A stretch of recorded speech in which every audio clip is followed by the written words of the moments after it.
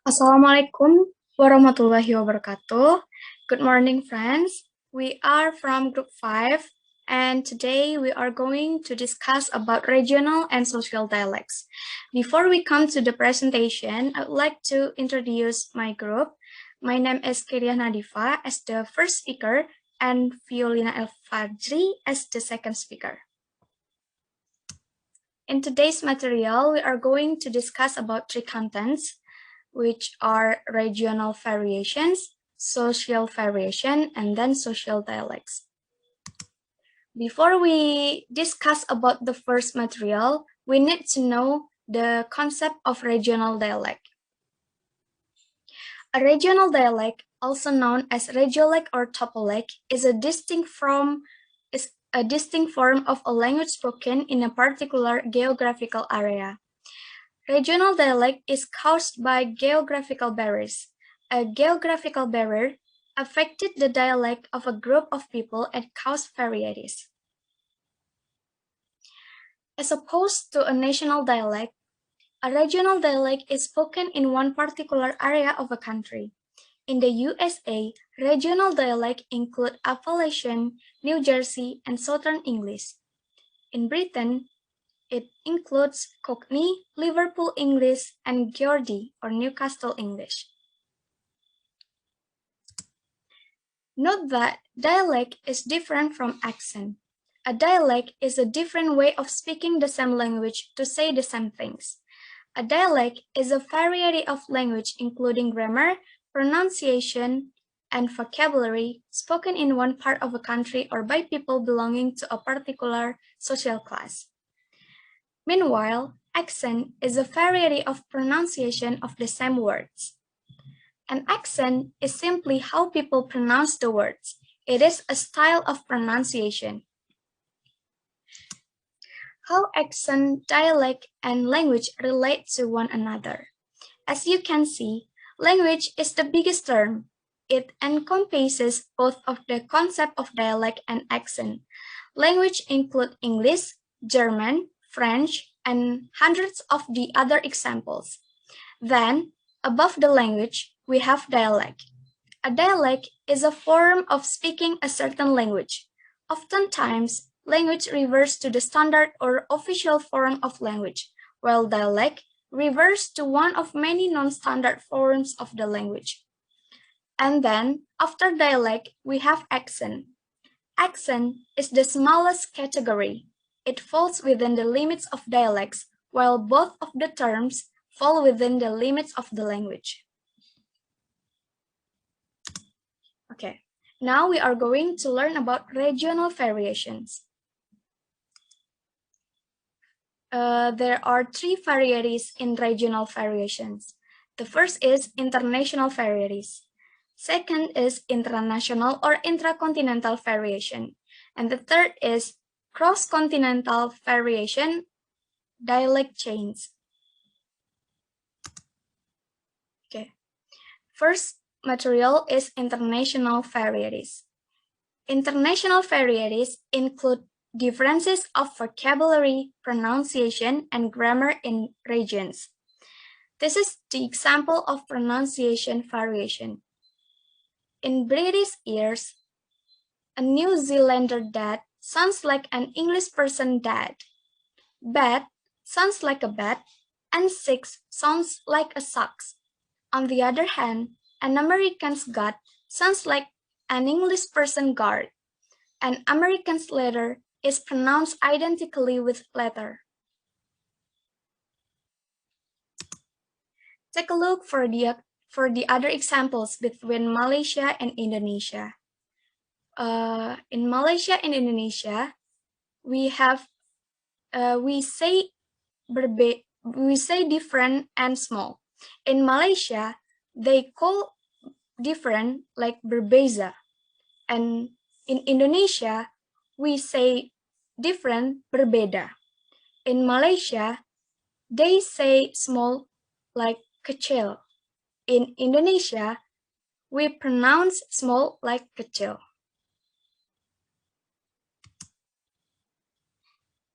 This is the example of the vocabulary variation. When talking about single parents, in Australians, they say sole parents, while in England, they say single parent as single parents. And in New Zealander, they say single parents as solo parents. This is another examples of vocabulary variations. In British, they prefer biscuit, and in American, they prefer cookie. In British, they prefer holiday, and in American, they prefer vacation. Okay, this is the example of grammatical variations. In British, you can see that they use have in almost of the sentences. Like for the British, they say have you got something? While in American, they say do you have something? In British, they say have you eaten? And in American, they say did you eat? In British, they say have a bath. And in American, they say take a bath. In British, they say at the weekend. And in American, they say on the weekend.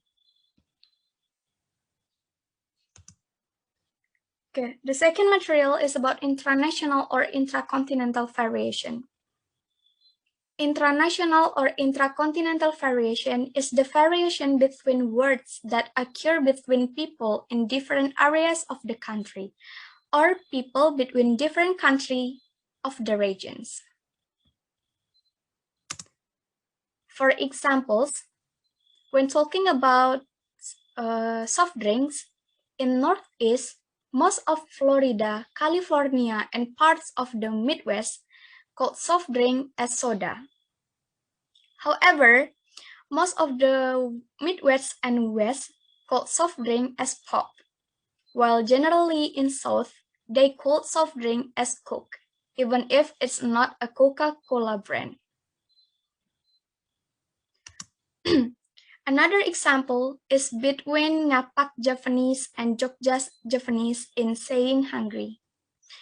People say hungry in Ngapak Javanese as kencot, while in Jogja Javanese, they say hungry as ngelih. So by the examples provided, we notice that the intranational or intracontinental variation deals not only with just by the different accents, but also it deals with different dialects that occur within a country. Okay, this is the last variation in regional variation. It is cross-continental variation, dialect change. Dialect changes are very common across the whole of the Europe. Dialect change merge two or more different languages or dialects to another different language or dialects without a definable boundary. For example, there are 3 dialect chains across Europe. One chain links all the dialects of German, Dutch, and Flemish from Switzerland through Austria and Germany to the Netherlands and Belgium. One chain links dialects of Portuguese, Spanish, Catalan, French, and Italian. A Scandinavian chain links between Norwegian, Swedish, and Danish. Therefore, the Swedes and Norwegians. The chains are also found in India, and they clarify the arbitrariness of distinction between language and dialect. Finding the contrast between German and Dutch, or Swedish and Norwegian, or French and Italian, using only linguistic features is difficult. This is because the linguistic features overlap and usage in one area and merge into another. Therefore, we must look at the social and political function of the language as well as its linguistic features. Additionally, a language is a group of dialect that usually linguistically similar used by a different social groups who choose to say that they are the the speakers of one language that unite them and represent them to other groups. This explains why a Chinese who speaks Mandarin doesn't understand the Chinese who speak Catholics, although these two dialects are dialects of the Chinese language. The chain helps people in those links communicate easily by just understanding to the dialects. However, language are not purely linguistic entities.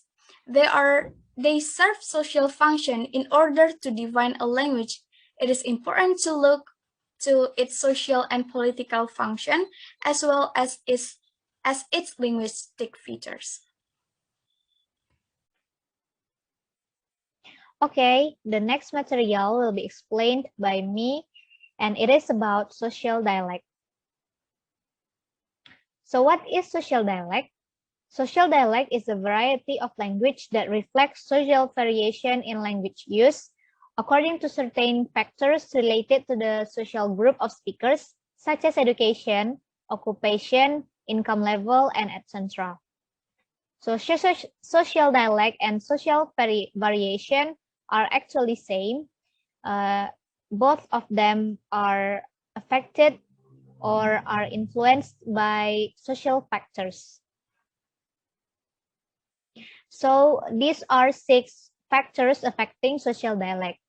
There are social class, caste, education, age, profession, and gender. And these are 3 distinguishable, or languages are distinguishable in social dialect by pronunciation, vocabulary, and grammar. We will look for the example in the next slide. So here I give you an example of social dialect.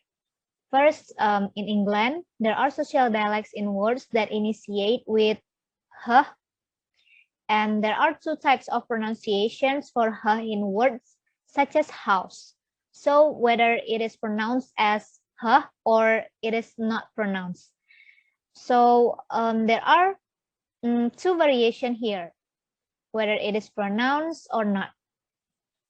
And what I mean by social dialect here, the rate of h omission in word initials increase as we go lower in social class.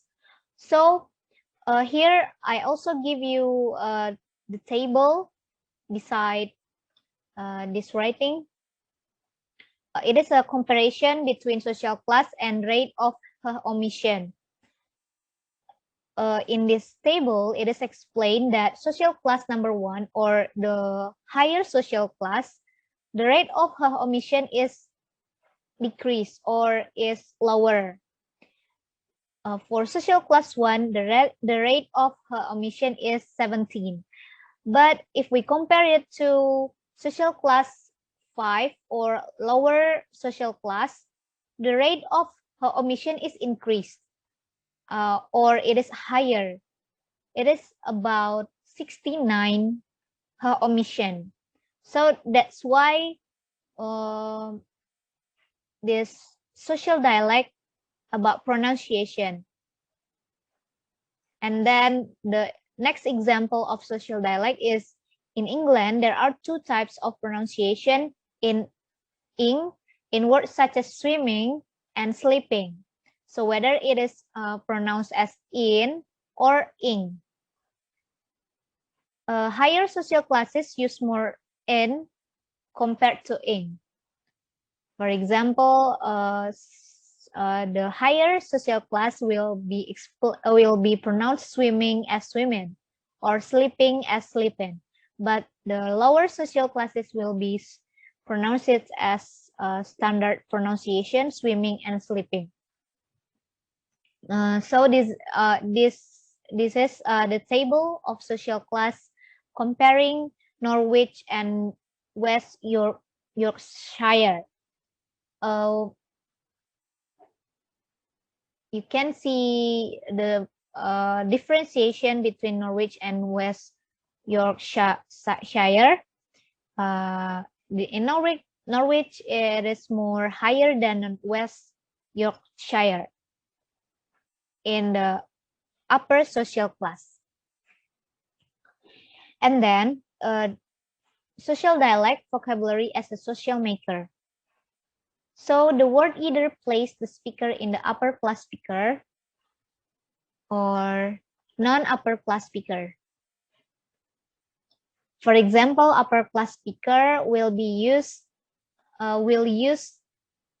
the vocabulary for sitting room as the sitting room, but non-upper class speaker will use lounge, and lavatory for the upper class speaker, and toilet for the non-upper class speaker, and sofa for the upper class speaker, and non-upper class speaker will use settee.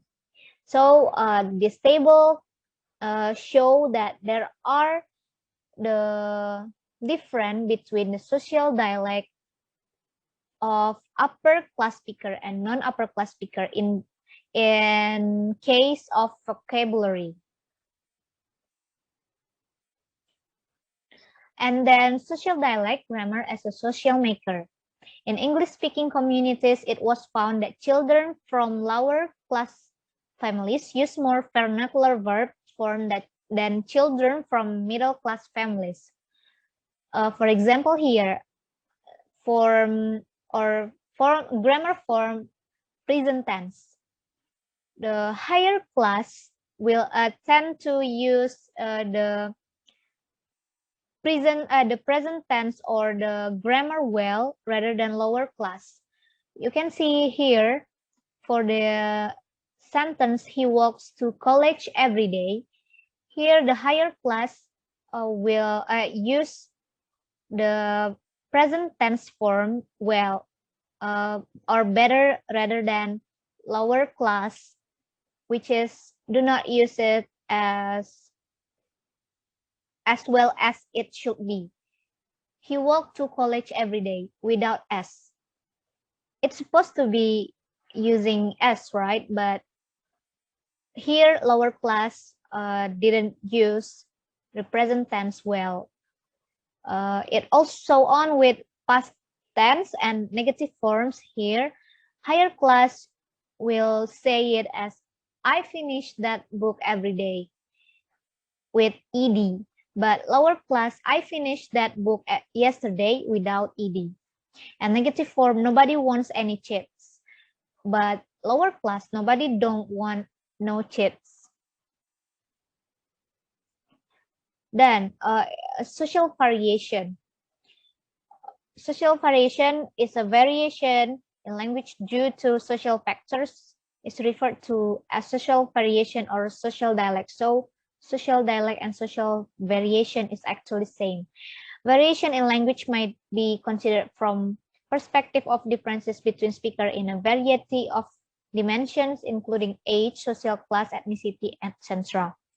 Here, RP, a social accent. RP or received pronunciation is the accent of the best educated and most prestigious members of English society. It's sometimes identified as the Queen's English. It is a social accent, not a regional one. It conceals the speaker's regional origins. So here the diagram, social and regional accent variation, prior versus recent. As the triangle suggests in a prior, most linguistics variation will be found at the lowest socioeconomic level where regional differences abound. The higher the social class, the amount of the observable variation reduces till one reaches the pinnacle of RP as the highest class with no distinct variation, but that was it until recently. So that's all from our group explanations, and thank you for your attention.